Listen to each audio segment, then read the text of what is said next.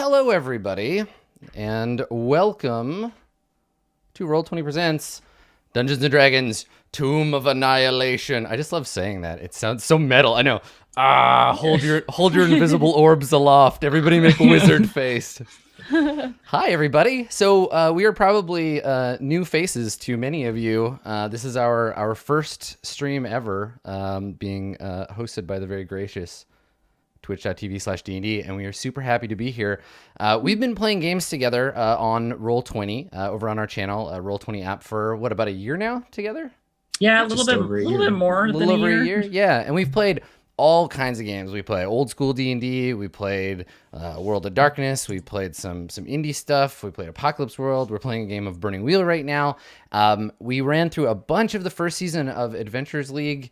And while that adventure ended tragically for most of the characters due to a rogue Cambion, we're really excited to get back into. Was that Cambion a rogue? I mean, he didn't have any rogue levels, but he was out of control. That's true. So today we're going to be introducing some new characters, and then we're all going to take a little trip to Chult. But before we do that, let's get to know our players, and then we'll get to know their characters. Let's start the way we usually do. Elf, tell us a little about yourself. Okay, we'll start with tell me us about again. yours, Elf. Hi, I'm Distracted Elf. I'm it's full-time Twitch partner. You can find me over on twitch.tv/distractedelf, and I play lots of strategy games and so forth, things that the RNG will make you cry playing. I very much enjoy, XCOM, Blood Bowl, that kind of stuff. I've seen so many clips of you getting robbed by RNG. Yeah, I mean there are a lot. But so I like that kind of game, and yeah, you can find me over there, I guess. Cool. I've played lots of tabletop games as well. If you're interested in learning more about the exciting world of getting dressed up and running around in the woods, Elf. That's also a thing I do. Elf yes. is a LARP master, so I am a LARPer. In fact, immediately after this, I'm out of here to go and do that. Gotta go and do that LARP jam. Yeah. In the square down there, it's Andrew. This is Andrew. Andrew, tell us a little about yourself. I have no idea what square I am in relative to you. I think it's the same setup as our usual show. You're underneath. You're below Elf. Okay. Well, I mean, when are you not below me? I mean, Jesus, guys, from all angles.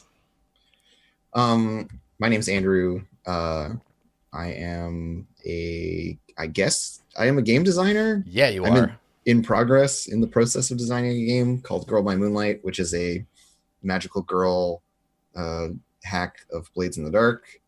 And so I stream myself making that game. I'm also like talent, I guess you could say, in a bunch of different channels for doing roleplay stuff. And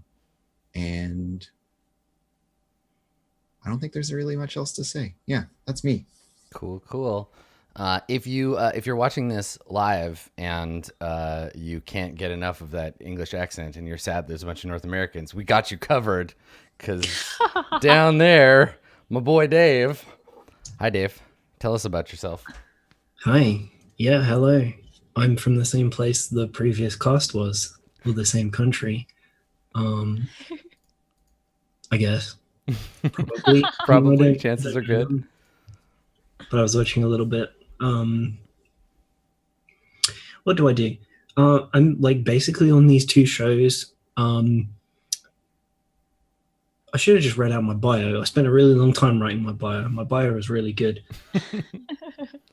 But basically, don't do a lot. I'm just a friend. I get brought on here. I do the role playing.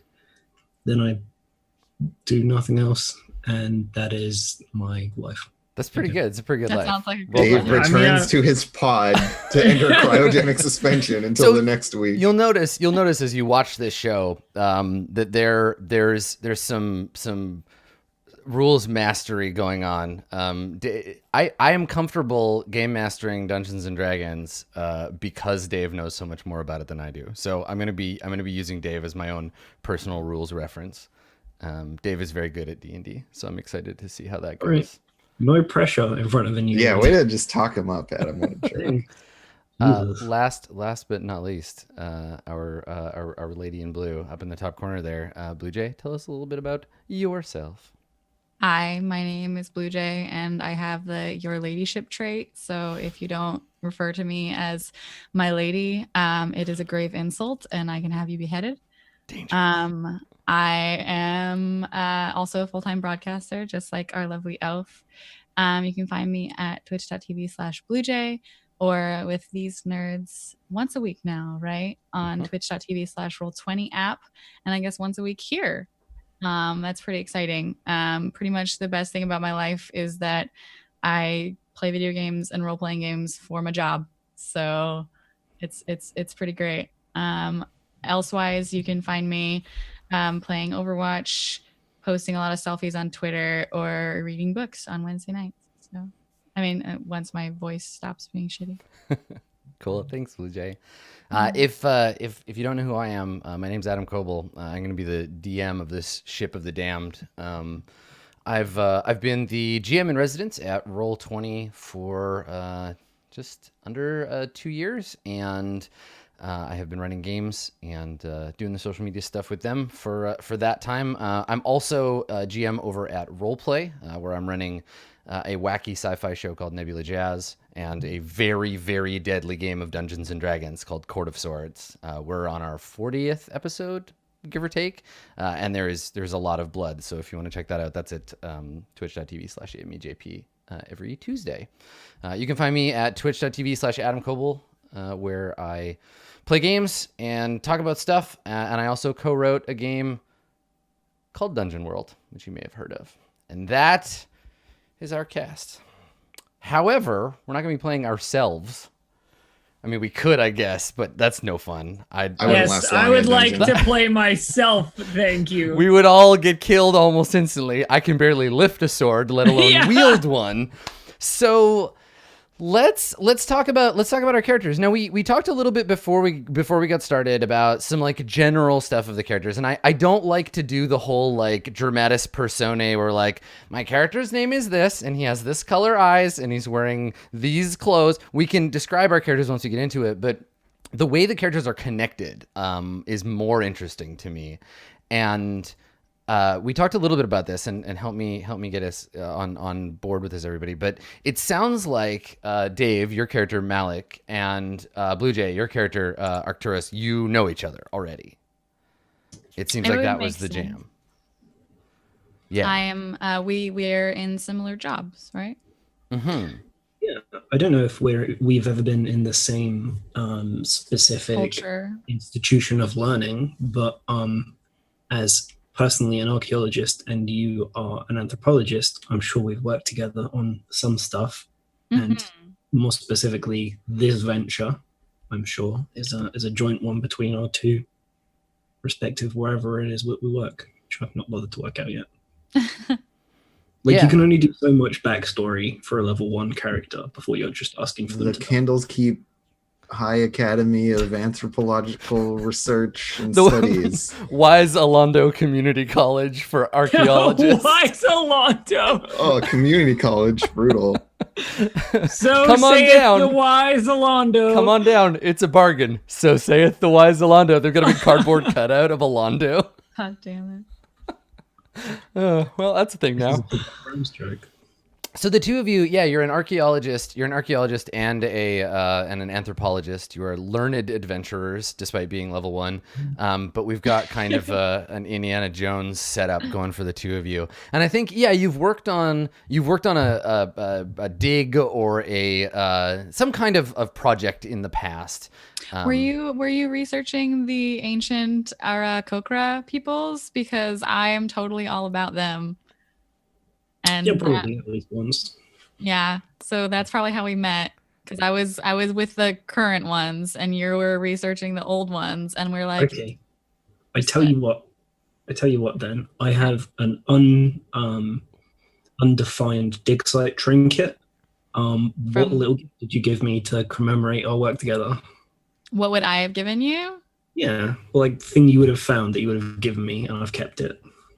I think that because I have most recently been with the Aarakocra people, I think that it would probably be something from them, because there's not a lot of stuff that I keep with me from, the ocean, because from, living in the ocean. Yeah, so I was about to say, so what's unusual about our friend Arcturus here, and why it's maybe a little strange that you're studying the Aarakocra, you're not really from anywhere they would be. Nope. I am a Triton. Mm-hmm. Hi.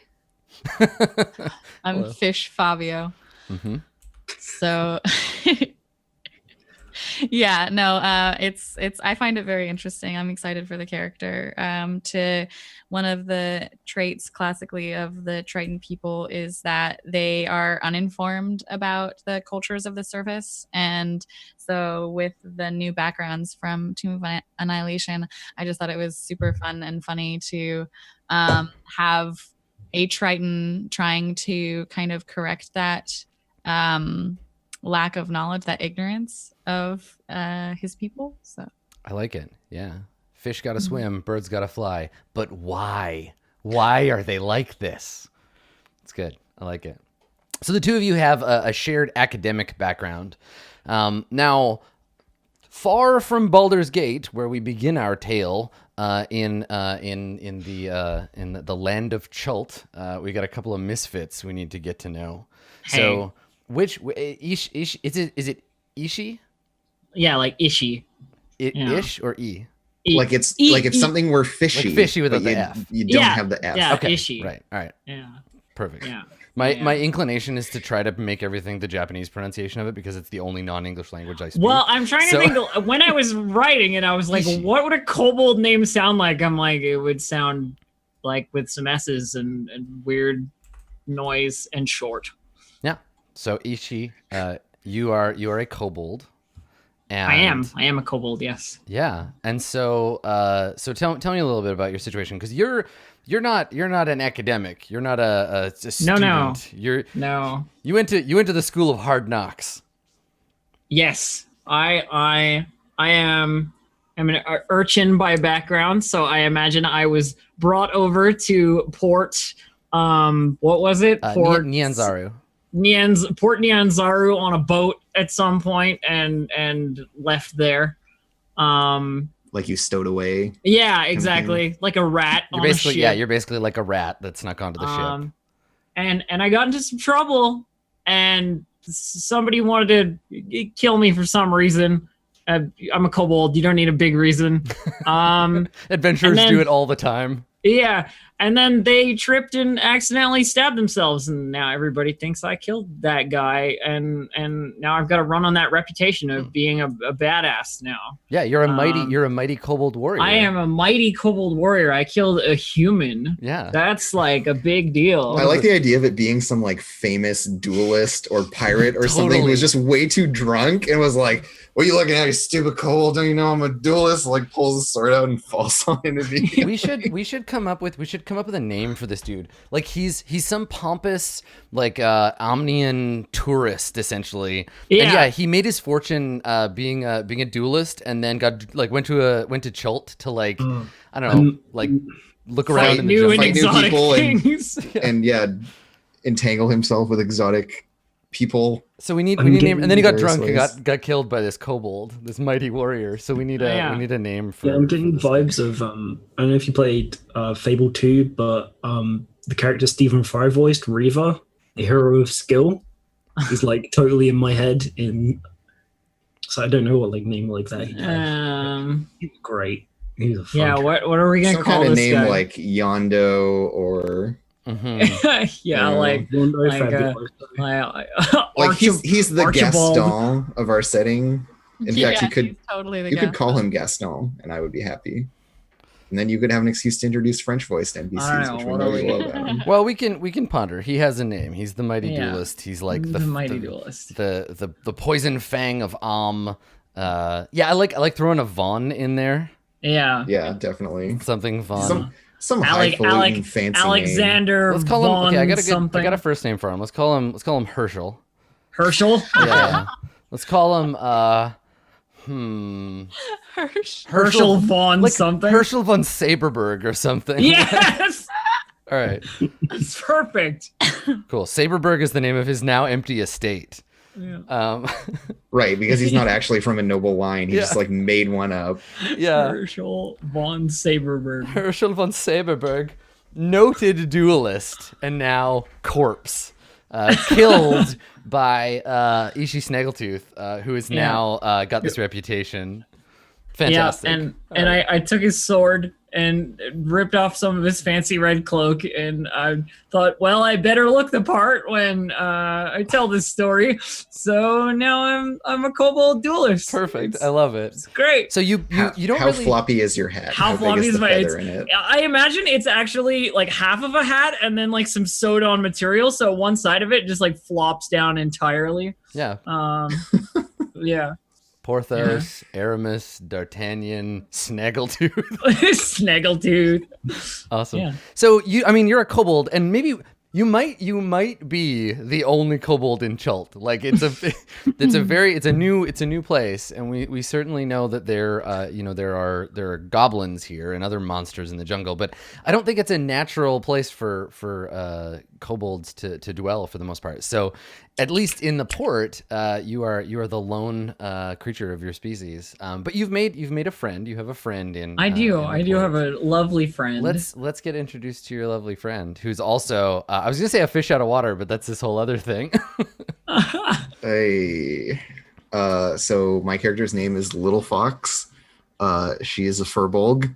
Mm-hmm. And after her entire clan was wiped out by a demonic attack, she went and was a recluse in the woods from a very young age, and meditated and contemplated the like nature of meaning, and eventually found herself somehow in Chult, in this port town, and made friends with a talkative kobold, because my character does not like talking. I mean, She really does not want to talk ever. According to my personality traits, I ask a lot of questions, so I can only imagine the conversation was very one-sided.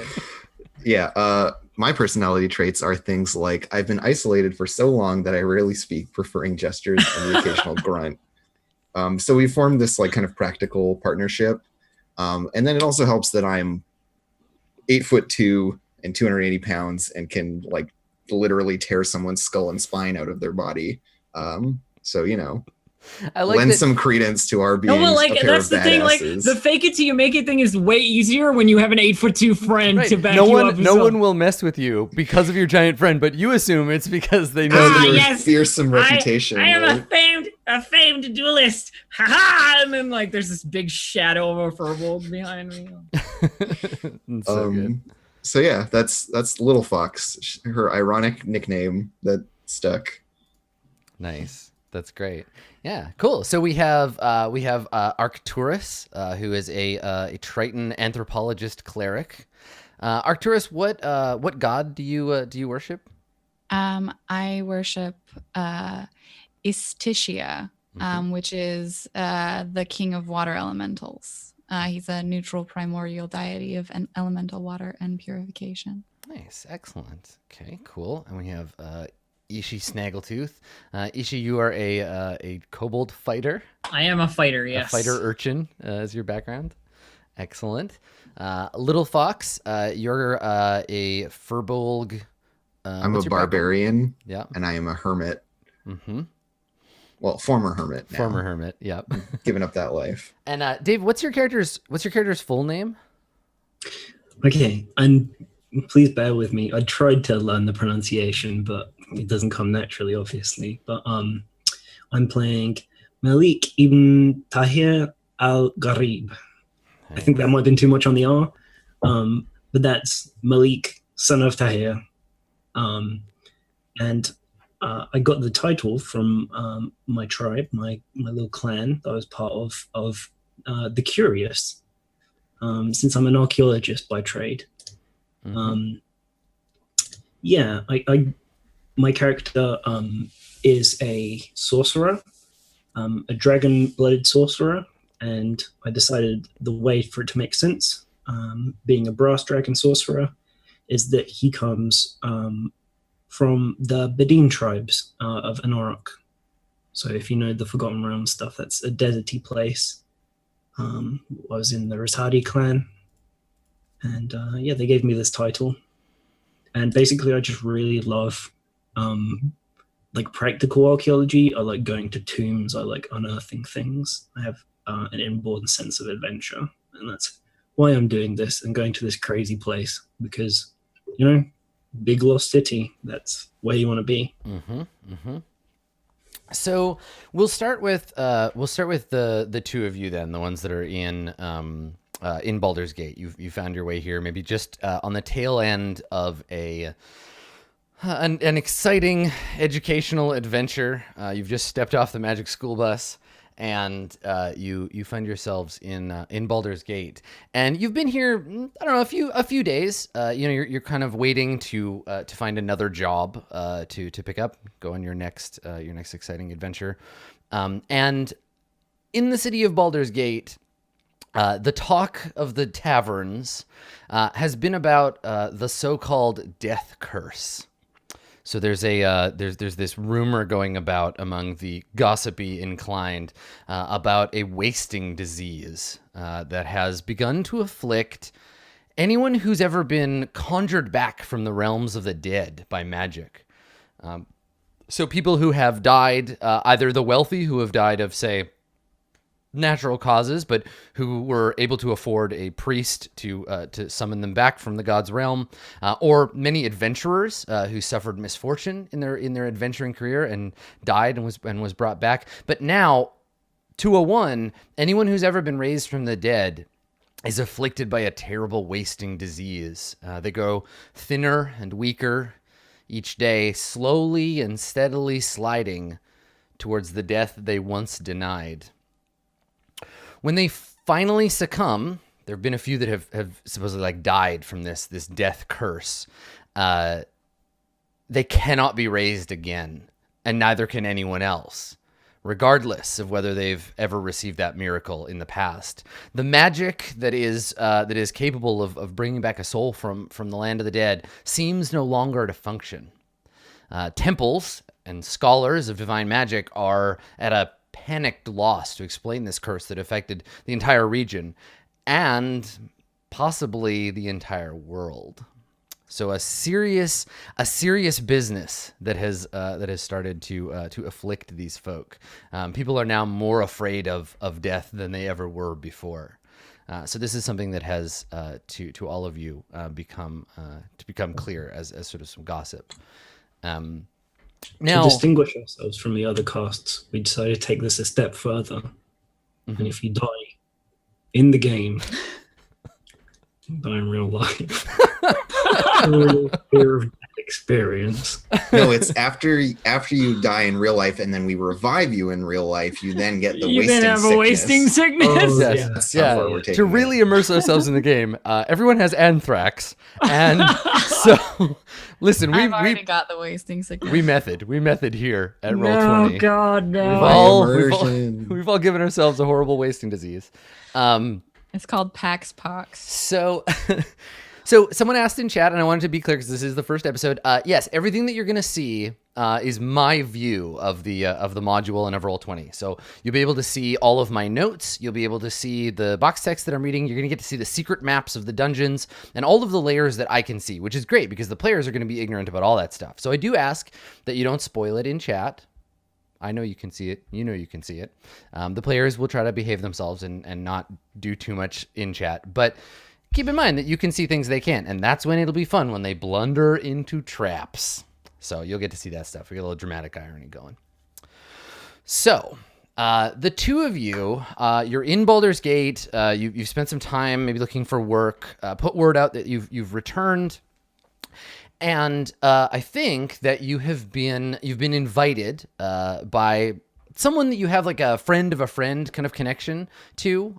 You've never worked with this person before, but you know of them, and you've been invited to help them. They have a project that they think your talents would assist with. So this person, you know only their name and their place of residence. Their name is Sindra Sylvain. So Sindra Sylvain, and you've been invited to their home. Sindra is a retired adventurer and now a merchant. and has a nice home and attendants and staff that will be there to help you. So when you arrive, a uniformed attendant leads you up a grand staircase to the 3rd floor, and then ushers you into a wood-paneled room with a fireplace, comfortable chairs, and a heavy table bearing goblets and bottles of wine. Apparently, you're coming here to get turned up. I don't know why there's multiple bottles of wine, but hey, you never know. Adventurers like to drink. The darkly paneled walls are all hung with maps and sea charts. Racks, shelves, and cabinets hold hundreds more maps and charts. Oh, baby. A person is seated here in an overstuffed chair near the fire. You can't discern their gender because it's a social construct, but also because their head emerges from under a heavy blanket draped over the chair, and an embroidered hood and silver mask conceal their face. Even the person's dry, raspy voice provides no clue to their identity. Please, help yourselves to wine, and seat yourselves, friends. And there's a moment, and she puts her hand up, and she says, I hope I might call you that? Oh, of course. And might I say that this is an absolutely lovely home, and we are very grateful for the hospitality that you're showing us. They nod. You can see their mask tip slightly, and they say, all that you see here are the products of a life of adventure. I have long given that up, and had thought to put those days behind me. And then there's a long, kind of tortured sigh. Mm-hmm. However, While this conversation is going on, I'm looking at all the like sea charts and like kind of like laughing under my breath at how inaccurate they all are. Nice. Okay, good. Do you is it Malik or Malik? I think it might be Malik, right? If Okay. that's I think that would be the earthly pronunciation of the language upon which the Bedin are loosely based. But it's up to you. It's fantasy. But I just want to make sure I'm pronouncing your character's name. All right. So Malik, do you respond at all? Like your Triton companion is kind of like scoffing at these maps. Your host doesn't seem to have noticed, but do you say anything, or are you just keeping them distracted? I'm going to take a little while to remember everybody's character names. Can we do the display name thing just so it's easy to yeah, for sure. If you haven't already, in Roll20, go to the gear, and under display name, I'm going to keep mine Adam because that's my name. But either put in brackets, put your character name, so that we can all see when you roll your character name. Yeah.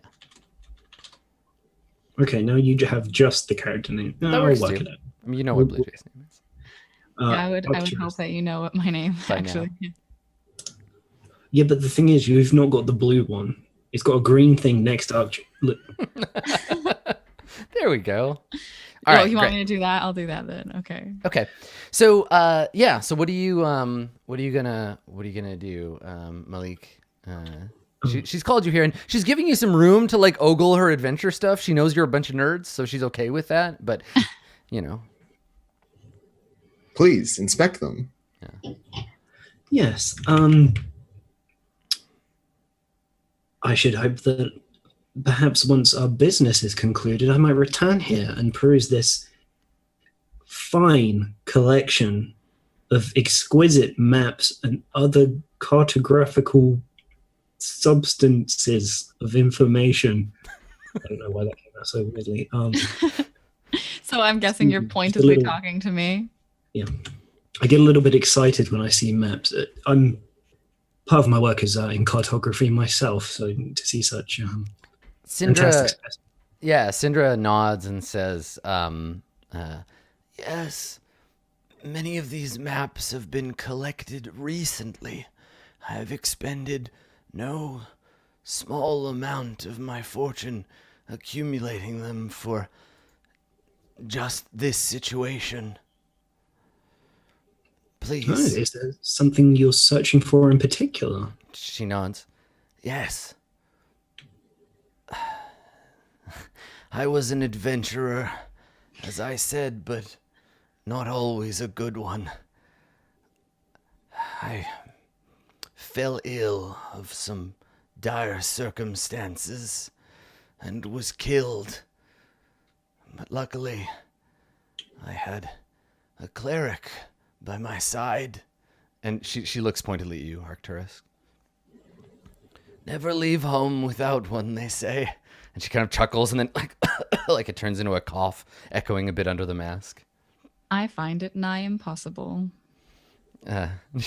She nods and she says, "It must be difficult to raise oneself from the dead. But I have called you here because it seems my resurrection did not stick. I have been struck by the death curse. I do not know how much longer I'm to last before I return to that gray land."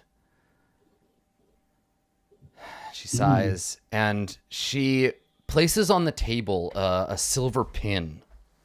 And when you look at it, we as an audience would recognize immediately the symbol, right? The soundtrack would change. We would get a little more, I don't know, harp in the theme as the Harper's theme kind of wells up in the soundtrack. And she places this pin. We get a nice close up of it. And she says, "I made friends in my adventures. Friends who have been able to help me find the cause of the death curse. An ancient and powerful artifact called the Soulmonger. According to their research, it lies somewhere in Chult." And she points, and we get a fade from her pointing finger to the map on the wall, and it's a map of like a coastline, and then inside there's just a big skull and crossbones of like jungle. It according to the map, it's to the south and to the west, far from Kalimshan, which is already quite far. Kalimshan is way down the southern coast from where you are, and then this is miles across trackless ocean. Well, it's quite far, but the rumors I know about Chult and the surrounding jungles, there's an entire lost city there. It's a perfect place for one. You've clearly done your research in assembling this team of my companions and I. She nods and she says, "Chult is a dangerous land, ringed with mountains of fire, choked with jungle. They say reptiles of enormous size, packs Camera of..." pans down slightly. I was gonna say, I think reptiles. they're still in Kalimshan. Yeah, they're still in. They're actually in. Those two aren't here. They're in Chult now. But yes, you'll be very disappointed by the size of the reptiles when you get there. Oh yes, those ROUSs. You're like, where are these reptiles of enormous size at? This little kobold, like, ah. So she says, bands of hellish goblins and an army of the undead prowl its ruins. Mapping the place has been but nigh impossible, and nothing is known about the region's geography beyond a few miles from the coast. I thought it might be a suitable challenge for those of your talents." It sounds interesting at the very least. I think that myself and Malik are more than capable of tackling this unique challenge, as it were. They nod and they say, "My Lord Triton, they say a group of Aarakocra live in the mountains. Perhaps their tribal wisdom might give us some insight. I've been working from sea charts, explorers' journals, and logbooks." And she gestures to the room. Much of what's been assembled here, you can see, all deals with Chult, with the jungle, with death myths, that sort of thing. You've been doing your work based on these charts here that are startlingly inaccurate. They chuckle and they say, "I have assembled everything we know about the current state of Chult into a map cartography is a hobby of mine. I know that there are flaws, particularly in the ocean current charts, but I don't think ocean travel is likely to be a worry. If you are willing to undertake this quest, I will provide you with what my research has found, and I will use what magic I can conjure. I remember a few tricks yet to teleport us all to Port Nyanzaru. Are you sure that's quite safe in your condition? She nods. Yes, it's the only major settlement in Chult, and I've been there several times before. I was not always in the shape you see me now. There's little chance of mishap. Magic is a bit like riding a horse. Once you've learned, you find it difficult to forget. I would not know. I've never ridden one of these horses. They're quite troublesome. I prefer teleportation myself. Yes, well, and Malik's like eyes are kind of like shining, looking at all this stuff. The specific map she's pointed out with all the information on it is like clearly like amazing to him, beyond his own skill. He says, I don't see any reason that we need to wait any longer. I'm sure we can procure some help, some protection. Though while we can both look after ourselves, it would be foolish to undertake such a dangerous mission, just the two of us. So they nod and they say, I have friends in Nyanzaru, a merchant prince named Wakanga, an old friend of mine. He has connections there and will find you suitable companions. And that's when we cut to a jail cell in Port Nyanzaru. You're putting us in jail? So what crime did you commit that you owe the merchant prince Wakanga Otamu a favor that he is now calling on? Well, Adam, see, I have a flaw in my character.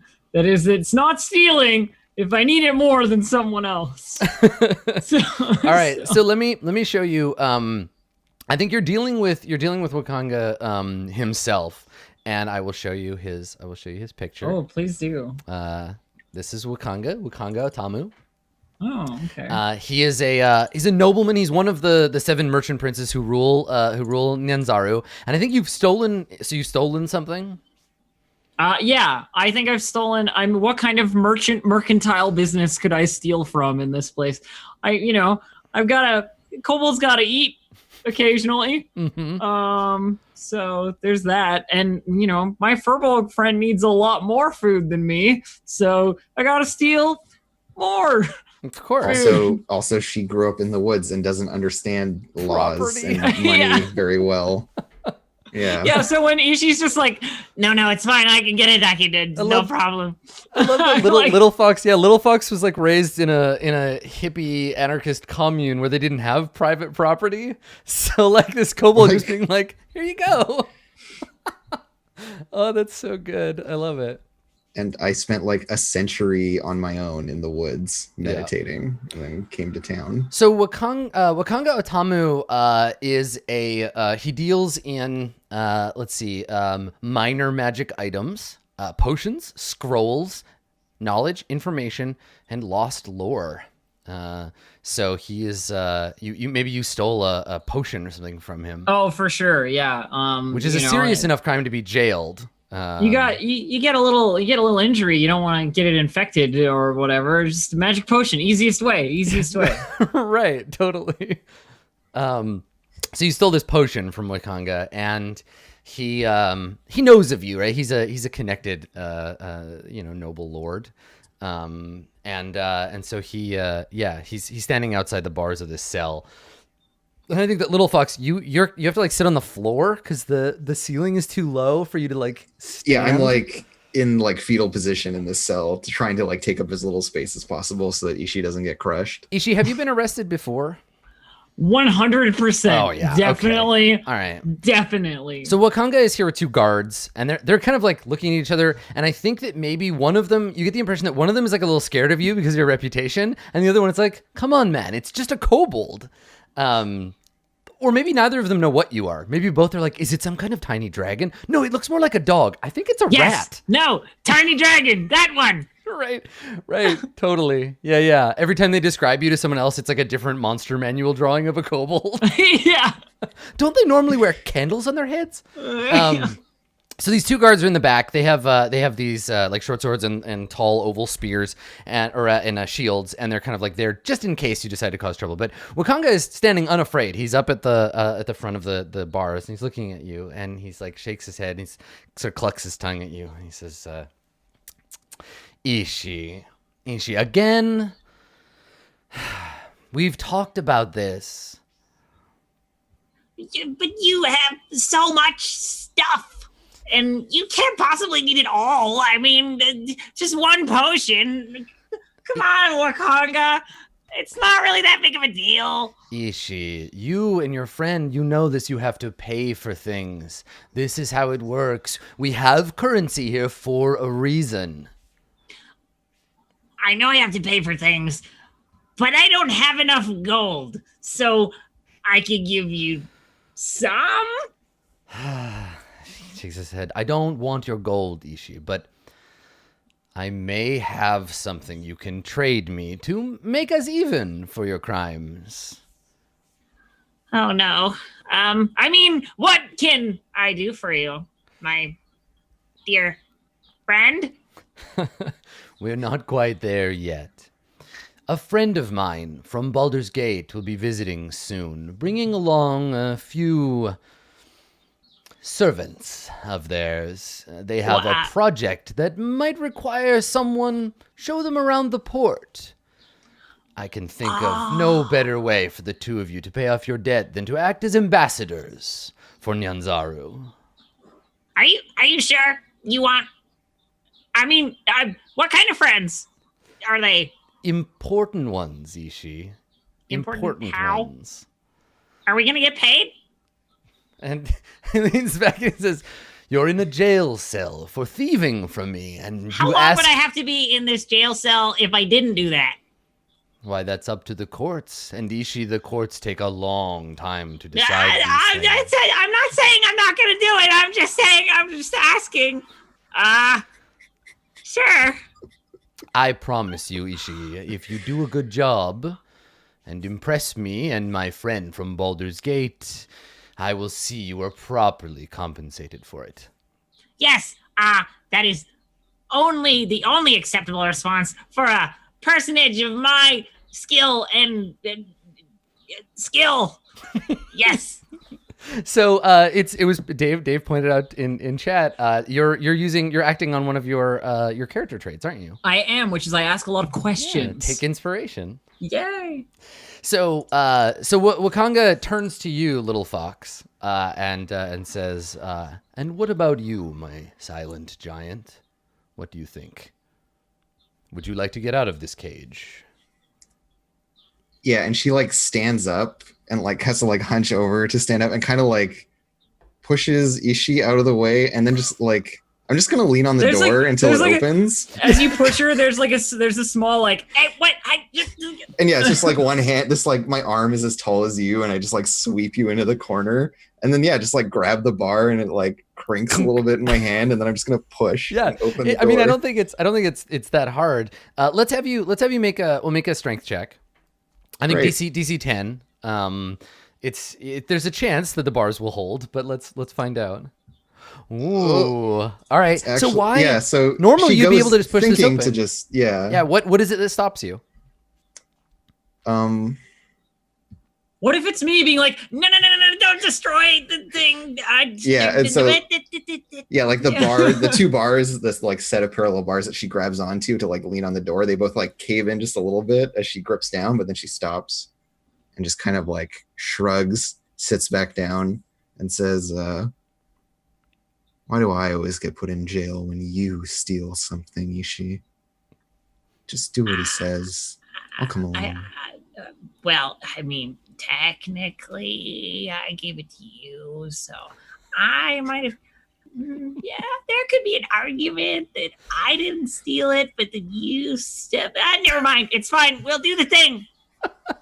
Okay, great. So the guards open this. You agree to Wakanga's mission. He says, "All right, we're going to go to the we're going to go down to the docks, and we'll wait for my friend there." And yeah, I think this is such a good idea. Two-Tone Terran in chat mentioned this. So as we follow you out, there's a dwarven, like a craftsman, busy repairing the last cell that Little Fox broke out of. And this was like the one cell left in the prison that I haven't broken. Yeah, it's just like a little like municipal like prison. But yeah, this dwarf, as he's like remortaring the floor, he looks up and he's just like, furbolgs. Yeah, and she like taps it and kind of nods. Both of us like gruff and we're like, yes, this one's stronger. It's good. I walk out. Oh, that's so good. Okay, so we cut back. We're not going to get to see. We get the big reveal for Port Nyanzaru, but Syndra Sylvain, she promises you as a reward for your participation in her quest. If you can discover the cause of the death curse and save her life, she is willing to let you have one item from her stores. She has all of her things that she's gathered from adventuring, and she's like quite a high level magic user, though she's kind of lost her edge and given up on that thing. She's also a very successful merchant, and she has all these artifacts from all over Faerun that have made their way into her vault, and she would allow either of you, like both of you, to take a single item from the vault of your choosing. As well, wish for a ring of 3 wishes infinite times. Do you think if she had a ring of wishes, she wouldn't just use it to make herself better? I wish she had a ring of wishes. That would be very selfish, Adam. That would be very selfish of her. Right. Also, we all know that using a ring of wishes in Dungeons and Dragons is a one-way ticket to getting yourself screwed by the DM. So bad times. She also mentions that Chult is one of the last. It's one of the last frontiers of Faerun, of Toriel, and that short of taking the long boat to Maztica or heading east into the trackless wastes, Chult is new territory, and so certainly anything you discover there. I mean, wouldn't you love to have a species of plant named after you? Wouldn't you love to discover like a lost tribe of elves? So it is my dearest dream to be the first person to discover a lost culture. Mm-hmm. Yeah, that's one of my things. So exactly. So she tells you, it's untracked jungle. You can, you have an opportunity here, and Wakanga Otamo is going to be the man who will help you get that done. To so impact the surface world is my dearest wish. I need no repayment other than this. I'm lying. I want stuff, but like, that's what I say. Sure. You're being humble. Yes. Okay. So, she gives you, before you leave, she gives you a map. And this map is her map of Chult that she has made by accumulating all the available data that she has. So there's 2 forms of it in our game. I'm going to give you all access to a handout, which is going to be your map of Chult. You can look at this anytime in the handout section. So I'm going to go ahead and make that all players. There you go. So there's your map of Chult. And in addition, as we explore Chult, I have a player's map that I can use that will clear that kind of fog of war as you explore the jungle and find different locations. Ooh, yay! That's cool. So yeah, feel free to peruse the map of Chult, the land of hexagons. Yeah, that's what Chult means in their native tongue. It means the land of 6 sides many times. It's a complicated. Every problem has at least 6 sides. Right, exactly. Chult. Like dice, for example. Yeah. So you, I'm pretty sure, Ishi, that dice only has one solution to any problem, and it involves explosions. So you're given this map, and she, by one of her servants, She's led out in her little wooden wheelchair to a garden. There's a little open space under a gazebo, and there she looks to the two of you and she says, "I presume you're ready to begin your journey." I have everything that I need with me. Yeah, like Malik looks himself over, and that's kind of when we notice, I guess, what he's wearing, and he has so much stuff just on bandoliers.